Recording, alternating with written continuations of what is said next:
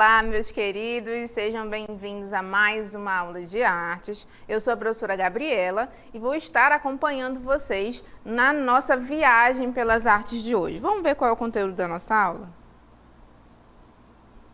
Hoje é a nossa aula 235 e a gente tem como conteúdo arte contemporânea, fotografia e cinema. Olha, que coisa mais contemporânea do que fotografia. Quando a gente fala de contemporâneo, é aquilo que é do nosso tempo, né? E a fotografia? Eu quero saber quem é que ainda não tirou uma fotografia, pelo menos ontem. Hoje não, né? Que ainda talvez não tenha dado tempo, mas existem até algumas trends, né? Algumas modinhas, digamos assim, que colocam lá nas redes sociais uma caixinha de pergunta e pedem para colocar uma data que a pessoa coloca uma foto. E é justamente sobre isso, né? A gente tem um hábito hoje em dia de tirar foto de praticamente tudo, porque às vezes é muito mais fácil a gente fazer o registro tirando foto, às vezes até mesmo do que escrevendo, não é verdade? Então a gente vai conhecer um pouco sobre fotografia. A origem etimológica de fotografia vem do grego e significa gravar com luz. Foto é luz e grafém, escrever.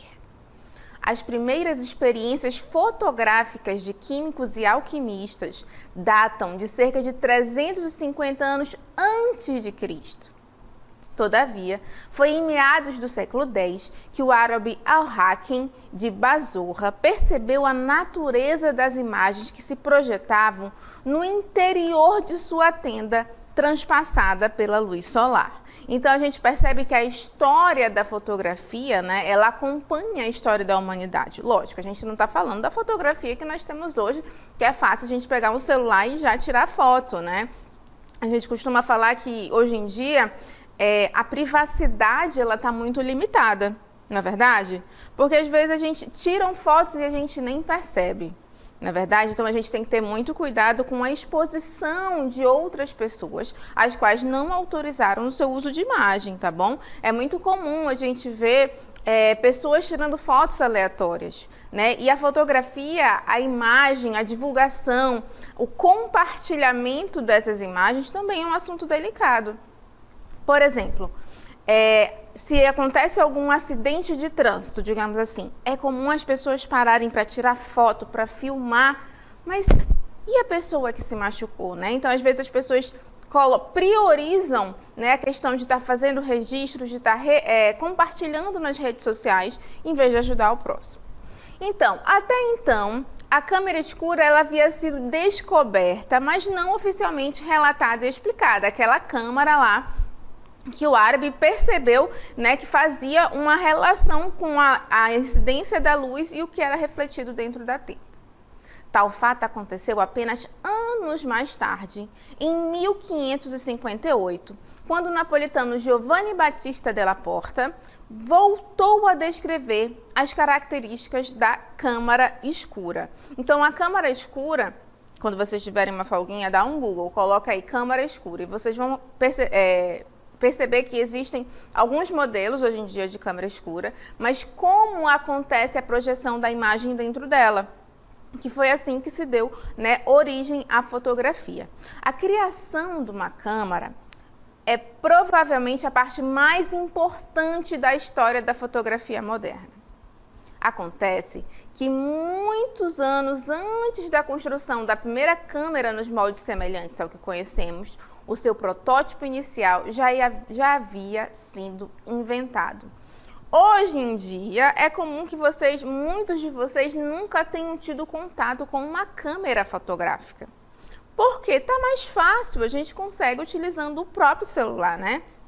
Mas antigamente, a professora não vai falar quantos anos a professora tem, mas antigamente a gente tinha as câmeras fotográficas com filmes, né? Então a gente abria a câmera, botava o filme, fechava e a gente tinha, esse filme aqui é de 36 poses, ou seja, eu só posso tirar 36 fotos. E depois que a gente tirava essas fotos, a gente mandava revelar. Olha que loucura, né? Hoje em dia a gente tira foto, não tá boa, apaga, tira outra. Não, antigamente não, né? Então existe esse processo de evolução, né? A tecnologia, ela foi favorecendo a mudança das técnicas de fotografia.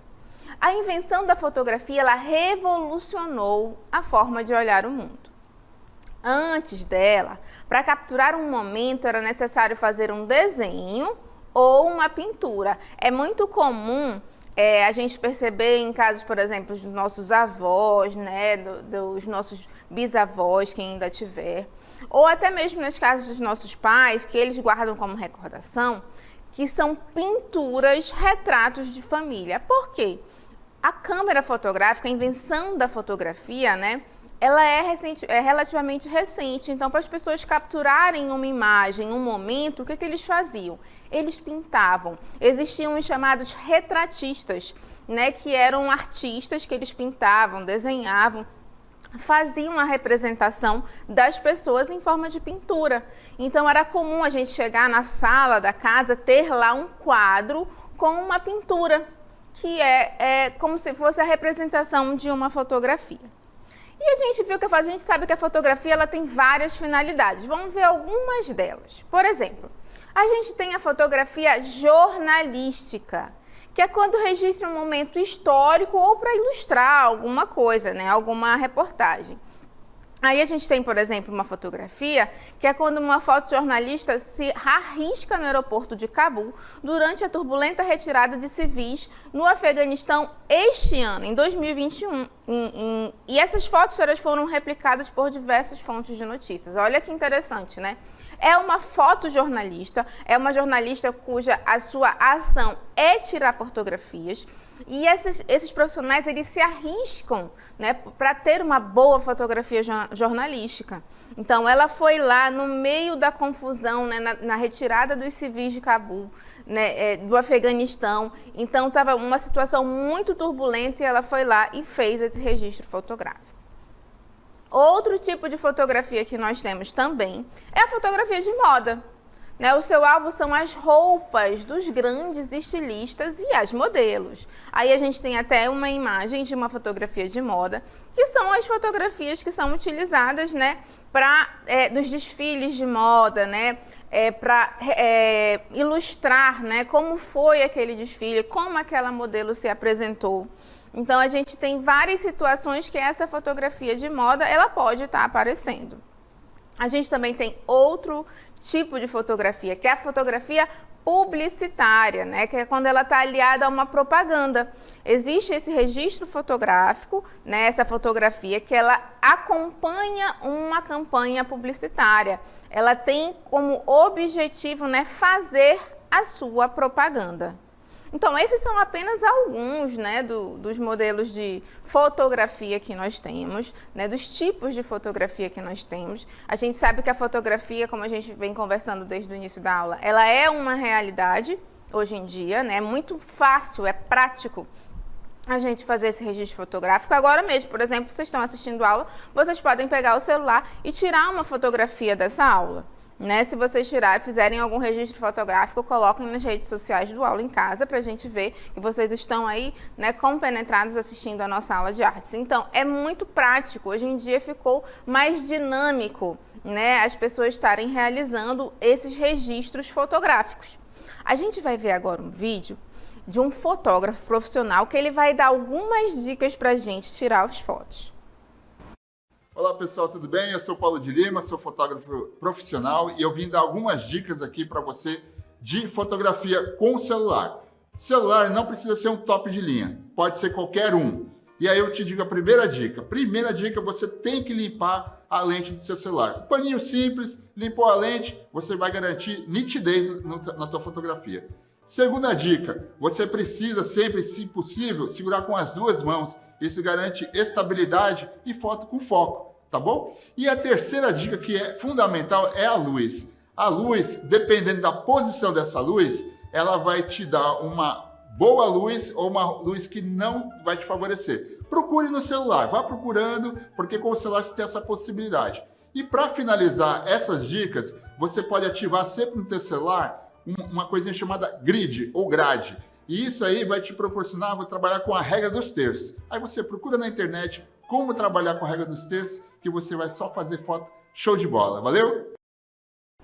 Então, a gente acabou de ver um vídeo de que o fotógrafo ele dá dicas, né, de como a gente tirar boas fotografias com o celular. Eu, por exemplo, nunca lembro de limpar a câmera. Vocês lembram de limpar a câmera? Quando a gente já pega o telefone para tirar fotografia, eu nem lembro, né? Então, foram ótimas essas dicas. E a gente está falando de fotografia e a gente vai falar então de cinema agora. Quem é que gosta de cinema? Vamos lá, a animação nasceu quando imagens, geralmente fotografias, elas foram colocadas em sequência cronológica para serem projetadas na parede, né? Quanto maior a velocidade, melhor a ilusão de movimento. Então, como aconteceu? Foram colocadas várias fotografias na sequência cronológica, ou seja, na sequência de acontecimento, né? Uma sequência que realmente aconteceu aquele fato. E essas fotografias, elas foram sendo projetadas de forma dinâmica, e a partir do momento que a gente vai acelerando essa projeção das imagens, vai nos dando a sensação de movimento. Em 1878, Edward Muybridge tirou 15 fotos sequenciais de um cavalo galopando. Quando projetadas uma atrás da outra, o movimento do cavalo é produzido. Certo? Então, olha só. 15 fotos sequenciais, aí a gente tem a imagem, né, que apresenta as fotos do cavalo, e quando a gente projeta, né, essas fotografias uma em seguida da outra, a gente tem o movimento do cavalo, porque ele tirou essa foto sequencialmente. O cavalo estava lá galopando e ele foi tirando as fotografias. Então, cada movimento estava sendo registrado na imagem da fotografia. Quando ele projetou, aí todas as fotografias foram apresentadas ao mesmo tempo, em sequência, nos trouxe o movimento do cavalo. Muitos historiadores eles consideram uma filmagem de James Stewart como o primeiro filme de animação. A obra chama-se Fases Humorísticas de uma Cara Engraçada, de 1906. Outros consideram Fantasmagoria, de Emile Curtet, projetado pela primeira vez em 1908. O desenvolvimento da animação contribuiu para a criação do cinema. Quando o desenho começou a ser substituído por fotografias, surgiram os primeiros filmes. Então, a gente tinha primeiro desenhos, certo? Que era a animação. E a partir do momento que esses desenhos foram substituídos pelas fotografias, é quando a gente começou a ter o cinema, né? Então, a invenção de alguns aparelhos, né, ela foi muito importante. Por exemplo, o cinetoscópio, que ele foi criado por Thomas Edison, que utilizava um filme perfurado para dar movimento às imagens. Poderia ser visto apenas por uma pessoa. Aí a gente também teve o cinematógrafo, que ele foi criado por Auguste Louis Lumière, e ele era movido a manivela, sendo capaz de filmar, revelar e projetar o filme. O francês Georges Méliès foi o primeiro a usar o figurino, cenário, maquiagem e atores na realização de um filme em 1902. Olha quanto tempo, gente, 1902.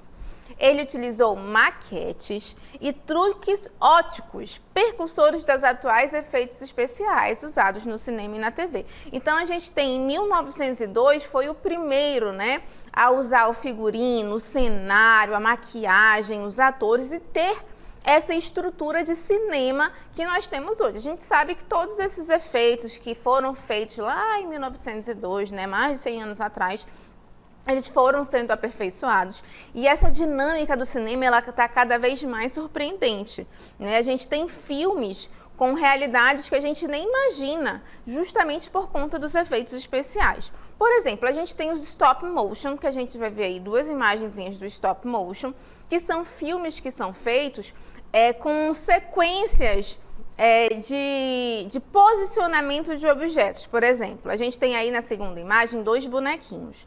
Professora, como é que eles fazem? Tem um filme chamado A Fuga das Galinhas. Quando vocês tiverem uma folguinha, dá um Google. A Fuga das Galinhas. Ele também é um stop motion. São feitos vários bonequinhos e eles vão registrando esses bonequinhos em posições diferentes. Lembra que eu falei da fotografia colocada em sequência cronológica, né? Quando a gente acelera ela, ela dá o movimento. Então, é assim que o stop motion é feito também. Vocês podem tentar fazer em casa. Sabe o cantinho do caderno? Aquele que quando a gente puxa assim, a gente consegue, né, ver todas as pontinhas do caderno? Vocês podem desenhar aqueles bonequinhos de palito mesmo, com a cabecinha, os braços e as pernas. E a partir do momento que a gente coloca todos para eles passarem com velocidade, eles vão dando pra gente essa sensação de movimento. Na internet tem muitos modelos, né, ideias de stop motion que a gente pode fazer em casa, né, utilizando o material que a gente tem em casa. Bom, agora que nós já vimos o nosso conteúdo de fotografia e cinema, nós vamos para a nossa dinâmica local interativa.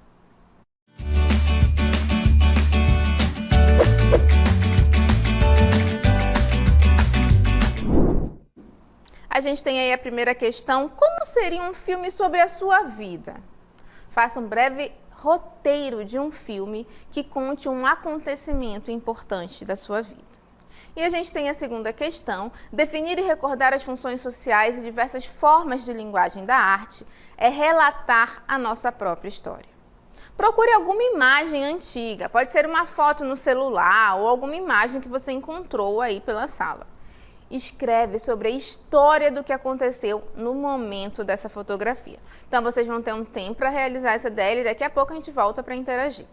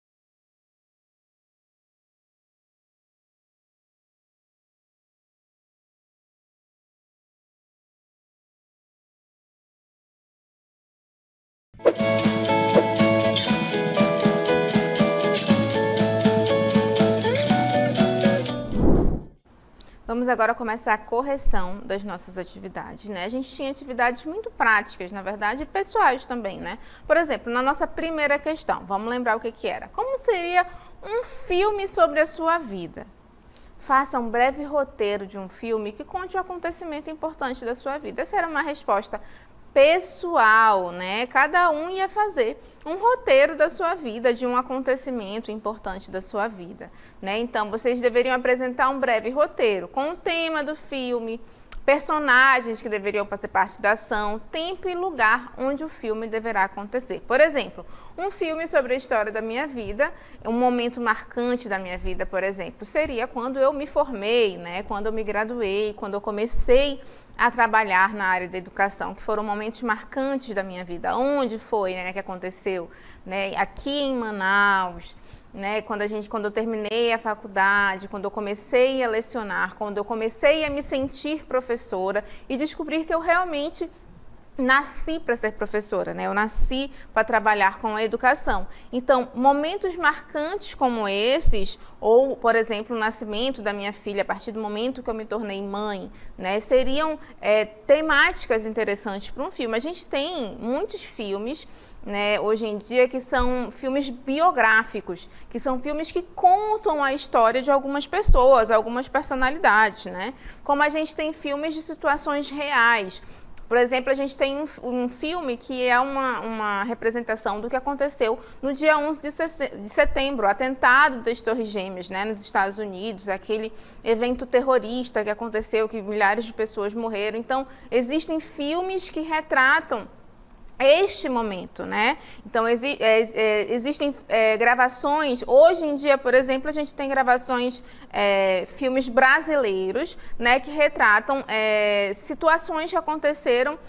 Por exemplo, lançaram recentemente um filme sobre a Susana Richthofen, né, aquela moça que foi acusada de assassinar os próprios pais, de comandar, né, o assassinato dos próprios pais, e isso virou um filme, né? Então, tem muitos filmes que eles relatam situações verídicas, situações reais e contam também histórias das vidas das pessoas, certo? E a nossa segunda questão, como era? Vamos lembrar. Definir e recordar as funções sociais e diversas formas de linguagens da arte é relatar a nossa própria história. Procure alguma imagem antiga, né? Podia ser uma foto celular, alguma imagem que você encontrou.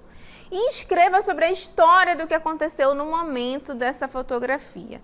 Justamente também é uma questão pessoal, vocês tinham que escolher, né, alguma fotografia. O interessante é que quando a gente pega fotografias antigas, alguns flashes aparecem.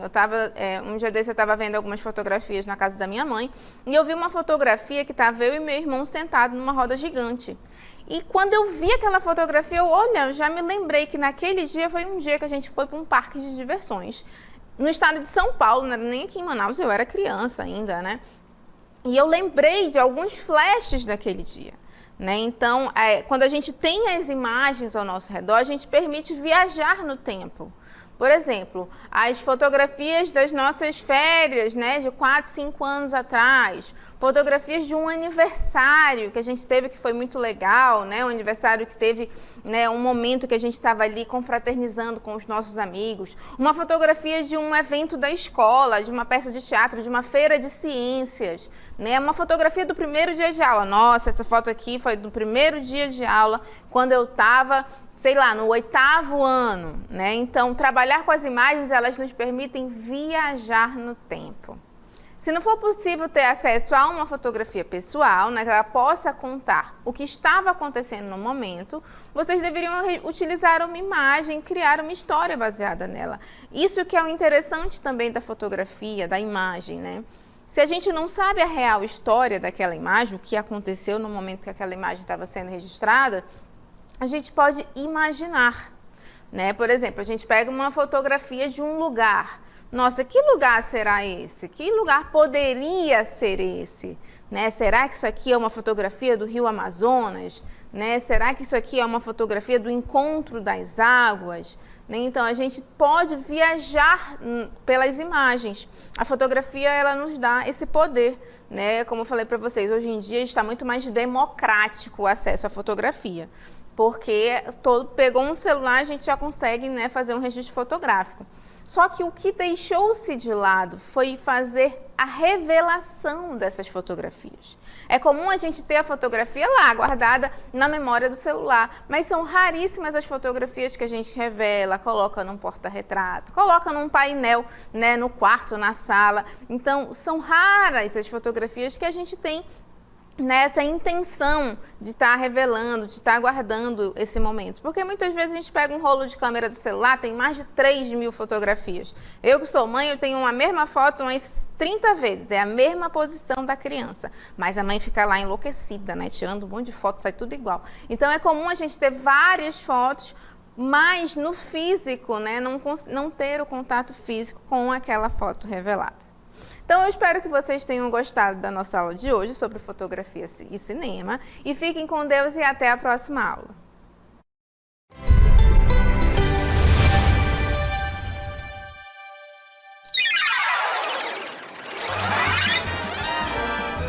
A sua aula continua no próximo vídeo.